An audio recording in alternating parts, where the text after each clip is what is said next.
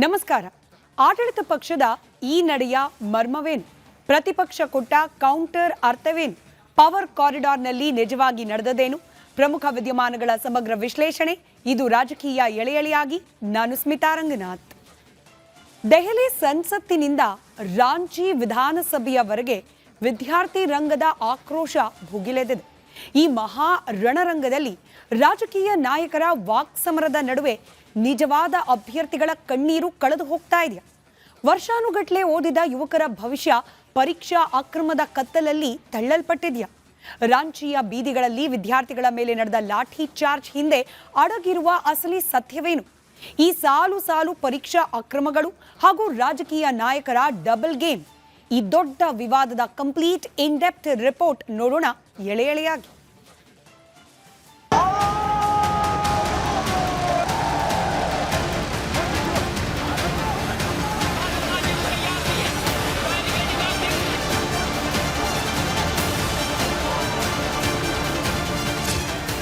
ಒಂದು ಕಡೆ ವರ್ಷಗಟ್ಟಲೆ ಹಗಲಿರುಳು ಓದಿ ಸರ್ಕಾರಿ ಉದ್ಯೋಗದ ಕನಸು ಹೊತ್ತ ಲಕ್ಷಾಂತರ ಯುವಕರು, ಮತ್ತೊಂದು ಕಡೆಗೆ ಸಂಪೂರ್ಣವಾಗಿ ಪರೀಕ್ಷಾ ವ್ಯವಸ್ಥೆಯ ಮೇಲಿನ ನಂಬಿಕೆಯನ್ನೇ ಕಳೆದುಕೊಂಡಿರುವಂತಹ ಅಭ್ಯರ್ಥಿಗಳು.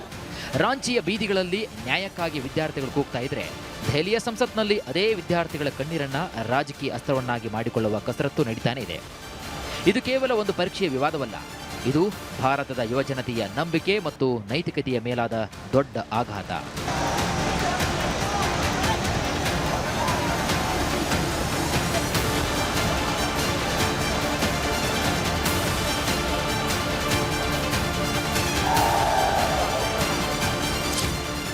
ಜಾರ್ಖಂಡ್ನಲ್ಲಿ ಉರಿದೇಳುತ್ತಿರುವಂತಹ ಈ ವಿದ್ಯಾರ್ಥಿ ಹೋರಾಟದ ಹಿನ್ನೆಲೆಯನ್ನ ಅರ್ಥ ಮಾಡಿಕೊಳ್ಳಬೇಕಾದ್ರೆ ನಾವು ಮೊದಲು ಎರಡು ಪ್ರಮುಖ ಸಂಸ್ಥೆಗಳನ್ನ ನೋಡಲೇಬೇಕು.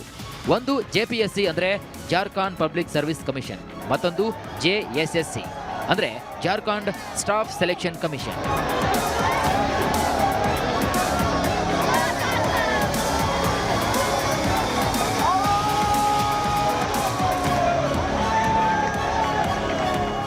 ರಾಜ್ಯದ ಅತ್ಯುನ್ನತ ಹುದ್ದೆಗಳನ್ನು ಭರ್ತಿ ಮಾಡುವ ಈ ಎರಡು ಸಂಸ್ಥೆಗಳ ವಿಶ್ವಾಸಾರ್ಹತೆ ಈಗ ತಳಹಿಡಿದಿದೆ. ಪರೀಕ್ಷೆ ನಡೆಸುವಂತಹ ಸಂಸ್ಥೆಯ ಮೇಲೆಯೇ ನಂಬಿಕೆ ಹೊರಟು ಹೋದರೆ ಗೆದ್ದ ಅಭ್ಯರ್ಥಿಯ ಅರ್ಹತೆಯ ಮೇಲೆಯೂ ಕೂಡ ಕಪ್ಪು ಚುಕ್ಕಿ ಬೀಳ್ತಾ ಇದೆ. ಏಪ್ರಿಲ್ನಲ್ಲಿ ನಡೆದಂತಹ JPSC 14ನೇ ಸಿವಿಲ್ ಸರ್ವಿಸ್ ಪ್ರಿಲಿಮ್ಸ್ ಪರೀಕ್ಷೆಯ ಸುತ್ತಲೂ ಕೂಡ ಇಂಥದ್ದೇ ಸಾಲು ಸಾಲು ಅನುಮಾನಗಳು ಎದ್ದವು.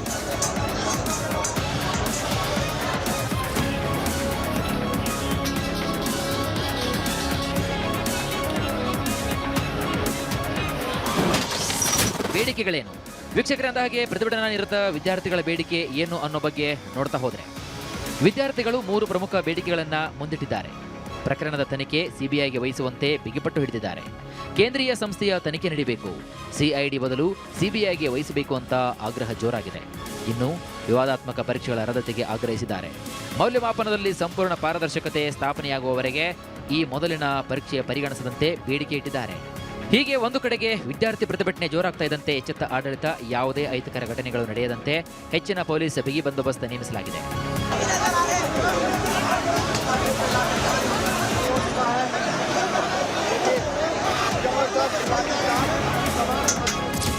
ವಿವಾದವು ಕಾವು ಪಡೆದುಕೊಳ್ತಾ ಇದ್ದಂತೆ JPSC ಅಧ್ಯಕ್ಷರಾಗಿದ್ದ ಮಾಜಿ ಮುಖ್ಯ ಕಾರ್ಯದರ್ಶಿ LK ಯಂಗ್ಟೆ ದಿಢೀರ್ ರಾಜೀನಾಮೆ ನೀಡಿದ್ದಾರೆ.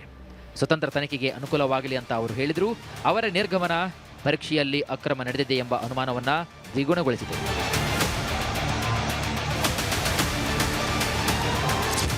ಇನ್ನು JSSC CGL ಪರೀಕ್ಷೆಯೂ ಕೂಡ ಅದರ ಕಥೆಯು ಬೇರೇನೂ ಇಲ್ಲ. ಇಲ್ಲೂ ಕೂಡ ಪೇಪರ್ ಲೀಕ್ ಆರೋಪ ಕೇಳಿ ಬಂತು.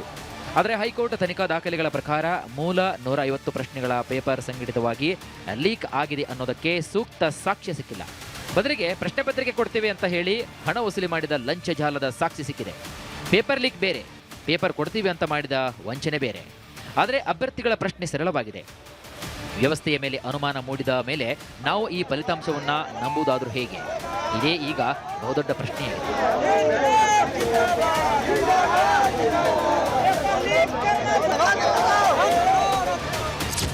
ಈ ವಿವಾದದ ಅತ್ಯಂತ ಸೂಕ್ಷ್ಮ ಭಾಗ OMR ಶೀಟ್. ಕಡಿಮೆ ಪ್ರಶ್ನೆಗಳಿಗೆ ಉತ್ತರಿಸಿದವರಿಗೂ ಕೂಡ ಹೆಚ್ಚಿನ ಅಂಕ ಬಂದಿದೆ, ಉತ್ತರ ಪತ್ರಿಕೆಯ ಮೌಲ್ಯಮಾಪನದಲ್ಲಿ ತಾರತಮ್ಯವಾಗಿದೆ ಎಂಬ ಗಂಭೀರ ಆರೋಪಗಳನ್ನು ವಿದ್ಯಾರ್ಥಿಗಳು ಮಾಡುತ್ತಿದ್ದಾರೆ. ಪ್ರತಿಯೊಬ್ಬ ಅಭ್ಯರ್ಥಿಯೂ ಕೂಡ ತನ್ನ OMR ಶೀಟ್ ಪಾರದರ್ಶಕವಾಗಿ ನೋಡಲು ಅವಕಾಶ ಸಿಗದಿದ್ದರೆ ಮೆರಿಟ್ ಎಂಬ ಮಾತು ಎಲ್ಲಿ ಉಳಿಯುತ್ತದೆ?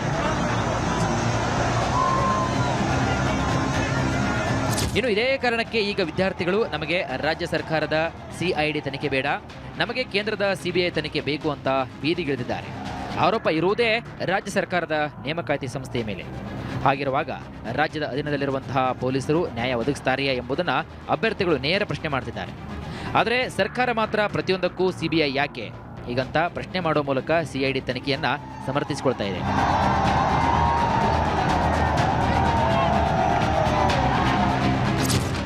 ಆಗಸ್ಟ್ 10 ರಾಂಚಿಯ ಬೀದಿಗಳು ನಿಜವಾದ ರಣರಂಗವಾಗಿ ಮಾರ್ಪಟ್ಟವು. ಸಾವಿರಾರು ಉದ್ಯೋಗಾಕಾಂಕ್ಷಿಗಳು ವಿಧಾನಸಭೆಗೆ ಮುತ್ತಿಗೆ ಹಾಕಲು ಯತ್ನಿಸಿದಾಗ ಪೊಲೀಸರು ಲಾಠಿ ಬೀಸಿದರು. ನೀರಿನ ಫಿರಂಗಿ, ಅಶ್ರುವಾಯು ಸಿಡಿಯಿತು, ರಕ್ತ ಹರಿಯಿತು.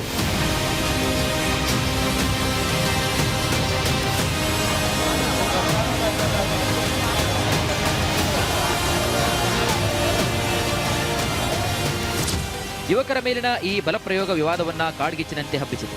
ಈ ಬೆಂಕಿ ತಕ್ಷಣವೇ ದೆಹಲಿಯ ಸಂಸತ್ತಿಗೂ ಕೂಡ ತಲುಪಿತು.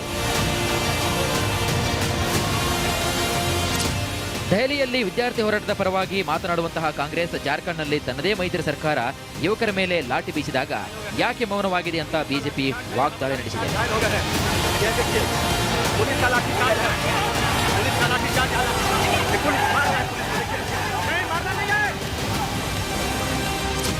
ಇನ್ನು ರಾಹುಲ್ ಗಾಂಧಿ ಅವರು ಕೇಂದ್ರ ಗೃಹ ಸಚಿವ ಅಮಿತ್ ಶಾ ಅವರ ರಾಜೀನಾಮೆಗೆ ಒತ್ತಾಯಿಸ್ತಾ ಇದ್ದಾರೆ. ಬಿಜೆಪಿ ನಾಯಕರು ರಾಂಚಿಯ ಲಾಠಿ ಚಾರ್ಜ್ಗೆ ರಾಹುಲ್ ಗಾಂಧಿ ಉತ್ತರವನ್ನ ನೀಡಲಿ ಅಂತ ತಿರುಗೇಟು ನೀಡಿದ್ದಾರೆ.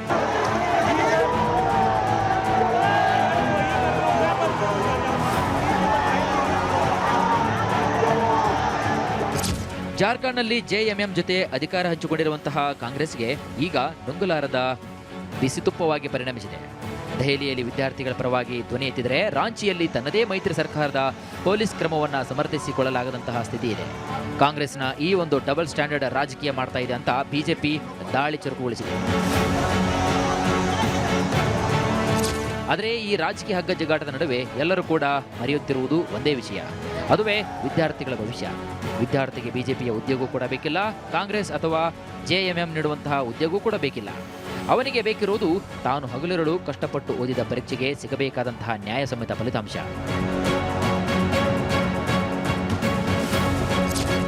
ಜಾರ್ಖಂಡ್ನ ಈ ಸುದೀರ್ಘ ಹೋರಾಟ ಈಗ ಒಂದು ವಿಚಿತ್ರ ಘಟ್ಟದಲ್ಲಿದೆ. ವಿದ್ಯಾರ್ಥಿಗಳು ಪರೀಕ್ಷಾ ಅಕ್ರಮದ ವಿರುದ್ಧವಾಗಿ ಹೋರಾಡ್ತಾ ಇದ್ರೆ, ಬಿಜೆಪಿ ಸರ್ಕಾರದ ವಿರುದ್ಧ ಹೋರಾಡ್ತಾ ಇದೆ. ಕಾಂಗ್ರೆಸ್ ಕೇಂದ್ರ ಸರ್ಕಾರದ ವಿರುದ್ಧ ಸೆಡ್ಡು ಹೊಡೆದರೆ, ಜೆಎಂಎಂ ತನ್ನ ಕುರ್ಚಿ ಉಳಿಸಿಕೊಳ್ಳಲು ಹೆಣಗಾಡ್ತಾ ಇದೆ.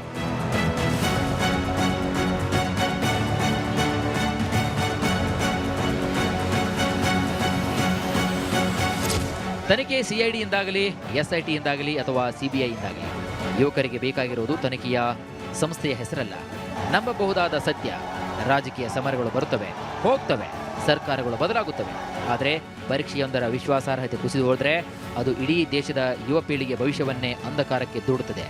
ರಾಂಚಿಯಿಂದ ದೆಹಲಿಯವರೆಗೆ ಕೇಳಿಸುತ್ತಿರುವಂತಹ ಈ ಧ್ವನಿಗೆ ಅಂತಿಮ ನ್ಯಾಯ ಸಿಗುವುದೇ ಕಾದು ನೋಡಬೇಕಾಗಿದೆ.